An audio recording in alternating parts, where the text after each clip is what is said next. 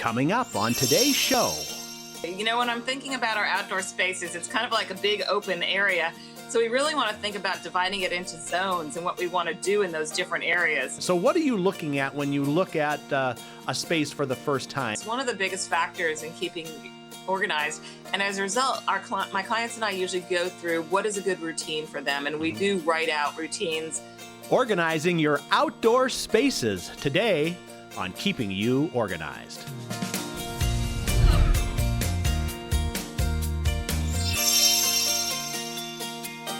Hello and welcome to Keeping You Organized. Today we are going to go out of the house. It's great, you know, it's spring, summertime, getting a little warmer, and we got all this space outside our house for those of you that aren't like in the little condos or those kinds of things. But, you know, outdoor spaces bring their own organizational challenges. So who better to bring in than Ellen DeLapp from professional-organizer.com. Ellen, welcome. We want to go outside today, right? Exciting. Yeah, we love that about the summertime. We get to really enjoy our outdoor spaces. Great. Well, you know, sometimes people don't think about this until this time of year, but I bet you have a bunch of tips and some ideas for us on how we actually deal with our outdoor space, because it's just like an indoor space, right? We own it. We need to take care of it. So where should we start in the yard? Absolutely. You know, when I'm thinking about our outdoor spaces, it's kind of like a big open area. So we really want to think about dividing it into zones and what we want to do in those different areas. So maximizing those zones makes a difference. Okay. Well, give us an example of what some zones might be, like maybe you either with a client or what would be some typical, like, are you talking 2 or 3 or 7 or 8? I mean, what would be some examples of that? What's become really popular are fire pits in our backyard. Oh, yeah. So they're kind of conversation areas, which has been really fun because that's a new whole space that you might not have used before in your backyard. And of course, we have recreation with our families. We all want to be exercising, getting outside. So we might even have like a volleyball net. We might have a pool. We might have something that is just promoting our exercise ability. And then we might have just areas that we're gardening, that we're thinking about creating those locally grown produce, things like that. So we have a lot of spaces, even in tiny areas I've seen that are in people's backyards, that we're dividing up into these different areas. And with the different areas, we have different needs. We have different storage needs. We have different use needs. So when we think about our backyard, don't just think about what's the big hole, what are the different little areas, and how are we going to subdivide them, create storage for them, and use them optimally as a result. Yeah, let's talk about, you know, you work with clients, you're down in the southern part of the country. What are some of the biggest challenges that people have? Some of the areas that maybe get out of control, and maybe you've walked into a client and seen, oh my goodness, this is a challenging. Where do things usually get out of hand? Well, for the fire pits, I think most people don't realize the accumulation of trash that comes around those, because people are out using them and it's late in the evening when they're done. And so it's really great to have a large, attractive garbage can for that area. For the pool area, I'm always thinking about all these pool toys that are everywhere. So, of course, we want to have a little area that has a bin that we take these things in together as well. So it makes a difference easily for us with the pool area as well. Right. Well, now, I suppose when you go in and talk to a client about spaces, you probably look at it just like any other space that's inside a home, and you probably have a certain initial assessment. So what are you looking at when you look at a space for the first time and how you might approach organizing it?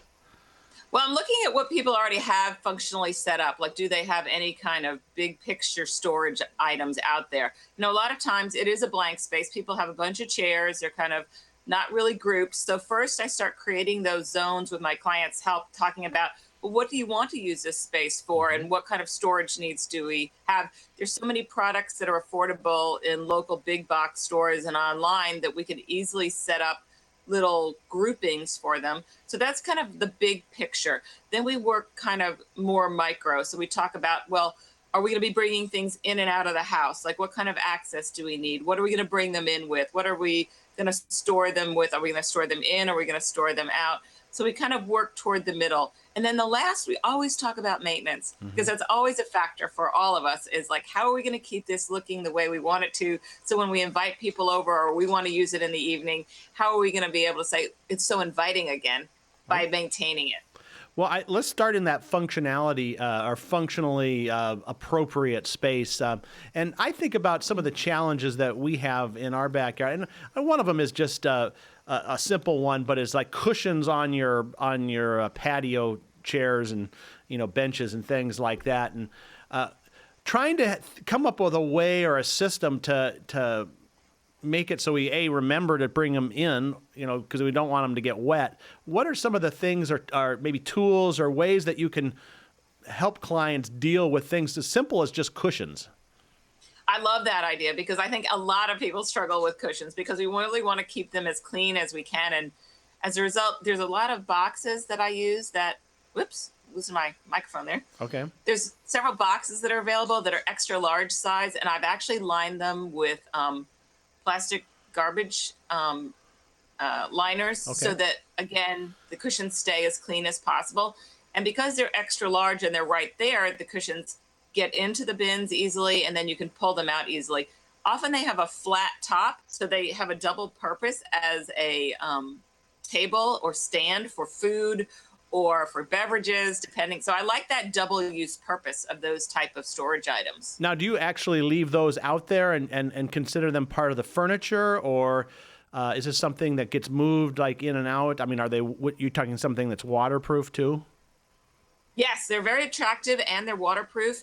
And by adding that extra piece where you place the cushions into the garbage bags, it keeps them extra secure. So yes, they really remain a part of the furnishings, which is really wonderful too, because it just adds one more piece to your set. Okay, well, how about things like we mentioned earlier, the volleyball nets and some of those things, which, we always put those up because, we want to have a great party in our backyard, and then it goes several weeks and they just kind of stay up, and it's like, well, can you take those down? What's a good place to store things like that, or a good tool or system? Well, a lot of times I'll find those go in and out of the garage. And again, it kind of overlaps into your garage organization. But if you leave an area towards the door where you're storing things that are easily coming and going during the summer, it makes it much easier for you to use and access those things. A lot of times I've seen things like pool floats that are much more weather durable, hanging on racks and rods and hooks. So there's decorative hooks that you can attach to the side of your house. I know some people feel like, oh, do I really want to do that for the side of my house? But, if they're decorative and they're attractive, I think it's much more a part of the outside. A lot of times I've seen even decorative wrought iron be used as a storage and hanging, for hanging and storage. So, and a lot of these things are super attractive and they're very reasonable. They're at places that you can find online or just in your community. Okay. So I think it's finding, and maybe not directly at the backyard, but like on the side of your house, things like that. So some of those nets and badminton things, croquet, all these like outdoor summer sports. If you just leave them at the edge of your garage, they can come in and out, and because they're just not as weather durable as you might like. Yeah, I think that's a great suggestion, because I know in our garage they're kind of on the back end, and then they have to go around cars and things like that. But having something staged right there by the front sounds like a really good idea. All right, Noah, as long as we're going through my backyard here, let's. Yes. I'm going to get all my Let's issues. get some personal help here. Yes. Yes, as long as I've got you here. Another thing is we have a couple of garden beds, and so we do a lot of watering, and we have the potted plants. But that darn garden hose, what is the best way to store that? Because, I try to coil it up, but then, the kids pull it out and leave it laying out. And There's a Rubbermaid product that I love that it actually attaches to the side of your house. And so you can coil around that. And so it's all coiled in. And then I know there are also some mobile rollers that will roll up. And sometimes that's the hose itself is built into the roller. Okay. So it's easier to roll them up. I'm also thinking of like gardening. We need a caddy that has small tools in it that kind of come and go. And most of those things are plastic, so they are able to be outside. There's a little potter's bench I frequently see. It's very quaint. outside at the back of the house where it's adjacent to your gardening area. So it might hold the pots, the potting soil, the trowels, all the little pieces that you need to consolidate. So again, it's about these zones that we talked about, that keeping things together that you use together. Now, for that little caddy or tote, would you keep that again outside, or would you keep that maybe inside your garage, or I suppose maybe a shed? Or is it something you would just leave out because it's built that way and it might be okay to be outside? It's kind of durability, but I think it could be any of those, because it could be there's a section in your garage that's specifically designated for gardening, or it could be a small shed, depending on your deed restrictions. I have clients that have sheds that are kind of obscured from view, so they are permissible in most deed restrictions in that way, but you do have to check with your homeowner association to be sure about your shed. But even in your shed, you want to be sure you have shelving, because you don't want everything on one level. You want multiple levels, using the vertical space as best you can. Great. Well, we've been working out in the backyard here for about 10 minutes, and I want to go inside and get a glass of lemonade. So we're going to take a quick break, and we're going to come back outside in just a moment. We're with Ellen DeLapp, professional-organizer.com, and we're talking about outdoor organizing, and we'll be right back. Would your family be able to easily access your important documents for a major life event? Having your key life documents organized helps ensure that your wishes and assets are managed, retained, and distributed as needed, while being less stressful for you and your loved ones. The Life Documents Organizer Kit helps you to organize and store key life documents like wills and trusts, healthcare directives, investment and retirement plans, marital documents, key personal contacts, and more. Life events that might trigger a need for these documents include a health condition where someone may need to take over certain responsibilities, or decisions regarding care or communicating your wishes regarding your assets. And access to these important documents is key. The Smead Life Documents Organizer Kit is divided into 6 color-coded sections. Each section contains individual folders that pertain to that section. The Smead Wheel of Organization provides an easy reference and guide to recommend what documents should be stored within each section. The Life Documents Organizer Kit has the flexibility to expand by adding additional categories that are specific to your own situation. Being prepared can alleviate your own stress and the stress of others. Keep your life and the documents that matter most in order with the Life Documents Organizer Kit. From Smead, keeping you organized. We're back now on Keeping You Organized, talking about organizing your outdoor spaces, those places outside that we like to be at during the summer, or if you're in a warm climate, all year round. And with us is Ellen DeLapp. Ellen, we've been talking a little bit about my backyard here, because I'm trying to, troubleshoot some of the issues I've had. We've dealt with the cushions, we've dealt with the hose and the gardening tools. What are some of the other things? Now, we don't have a pool in our backyard. I love that, but don't have that. What are some of the things maybe associated with a pool, little tools or storage things that could help with that? I like to use these storage bins again, because I have a lot of pool toys that my grandkids tend to pull out. And as a result, I store them in there. They're actually kind of small pieces, so it is kind of like a toy chest looking piece of product. But the good thing is that it's adjacent to the pool and it's waterproof, so they can go in there and dig around themselves. So it makes it handy for them to find the toys themselves, and a lot easier. We tend to have those pool noodles that are those plasticky. So we have them standing upright in like a garbage pail type bin, so it's easy access. I like to have kids have access to the toys themselves, so you don't have to go do that. So, and also for safety reasons, you don't want to leave the pool area while your children are in that area. So I set up this zone that has a little series of these different items that they might be using. And then the rafts themselves, I do hang on a rod. There's a hole in the cushion at the top.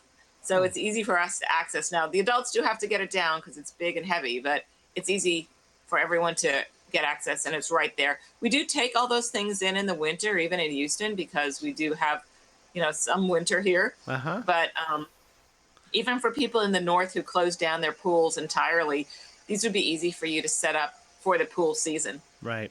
Well, let's talk a little bit about maintenance, because I know when you help someone get organized, you can give them the systems, you can give them the tools, but how about ongoing staying organized after you have this set up? Do you have any tips for people, or when you work with clients, how you coach them in that area?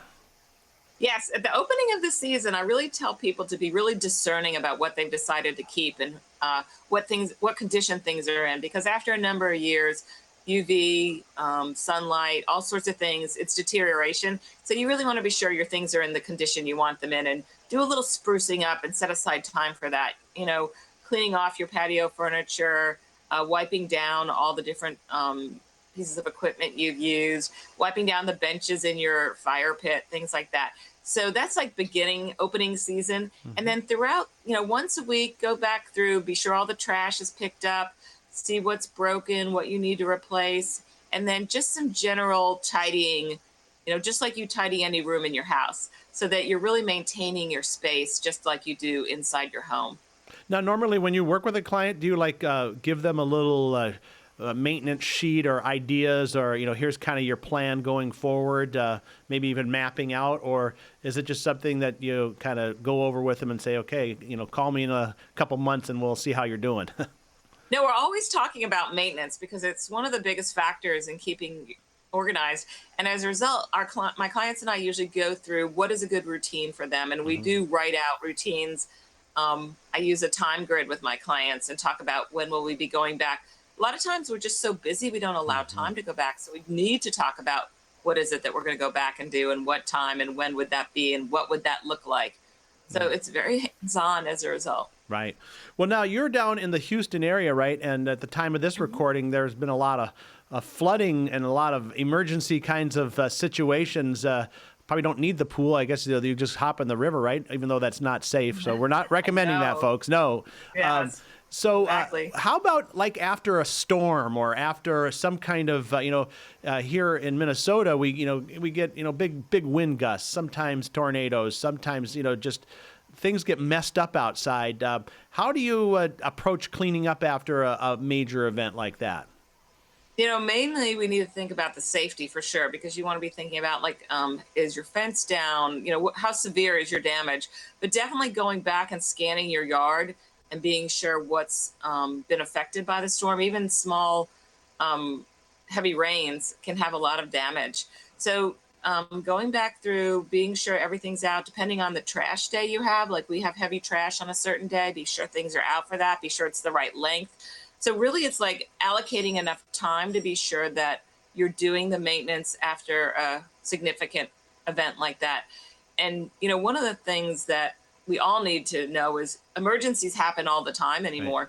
Right. And one of my favorite things that Smead offers that I recently saw in the last 6 months is your new life documents carrier that I love, because it makes it so easy in case of emergency. I mean, emergencies happen without us, without us being prepared. So we want to be prepared right away now. And I love that case because it has all the documents you need to take with you. It leads you into step-by-step filling the box. It's a wonderful product. So it's one of the ones I share with my clients all the time. Is it's time to get organized. Today's the day. When can we get started on that? Yeah, we've had a lot of good response to the Life Document Organizer Kit too, because it's something that people can customize based on kind of their needs. So I think about the idea of the pool. You may have some pool maintenance people and some other just documents that are they're not in case of an emergency, but like if you have a leak or you have to get something fixed, you can store things like that in there as well. Of course, you have a situation like here recently. A very famous artist from Minnesota, Prince, passed away, and there was no will, and you've got a lot of people running around trying to figure out what's going on, because these documents were not kept and organized, and here's someone who had a vast empire. So I mean, getting organized for those emergency situations are really key.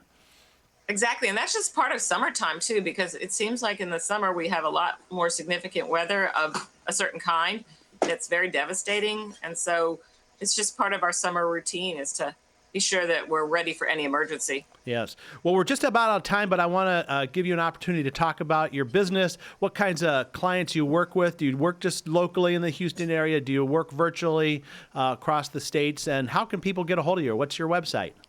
Oh, thank you. I'm so excited because I just debuted a brand new up-to-date website with great. lots of pictures. So they can get a hold of me at my site, which is professional-organizer.com. I do work virtually, so I'm very excited about that. And I share pictures, I share information. I'm all about helping you get from wherever you are to wherever you want to be. Primarily, my clients are ADHD, women, men, families, and I work with families a lot, creating routines. So I really appreciate the opportunity just to share information with people and get them the help they need. Right. And I suppose that might include that life document organizer kit too, because a lot of people, I mean, it's designed, you can kind of do it yourself, but if someone needed help with that, you could help them do that as well. Exactly. I've worked alongside people in filling their life doc case because together it's so much easier and it takes the anxiety. You know, whenever we're talking about emergencies, we all get a little anxious. So when you're partnering with someone and filling the box, I think you feel a little bit better knowing that you're going to get it completed, for one thing. A lot of people get started with it, but together we bring it to completion, which is wonderful. That's awesome. And speaking of completion, I think we're about done here for this episode. But like always, we will have you back again. People can go into our archives, smead.com/podcast, see all the great things we've talked with you about over the last couple of years. Ellen, you've always just been a great guest to have on. You've got great information, and I know we're going to have you back. Well, thank you. I have really enjoyed collaborating with you and Leanne, and we are so grateful for the connection. Okay, great. Well, there you have it, folks. It's time to get outside and enjoy yourself. Spend just a little extra time getting organized, get your zones set up, put your maintenance plan together. But most of all, enjoy your summer, and we'll see you next time on Keeping You Organized.